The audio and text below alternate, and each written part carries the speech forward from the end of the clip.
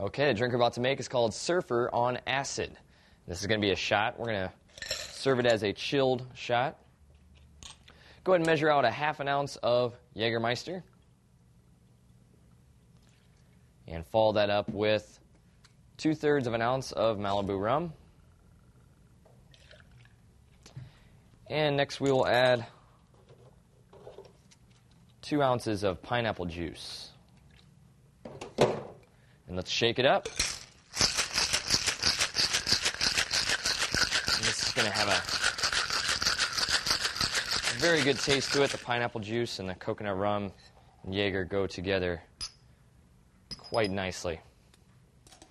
Get your strainer and 2 shot glasses and pour it in. All right. Nice, full, chilled shot. Great for a surfer that's seeing weird things. Bottoms up.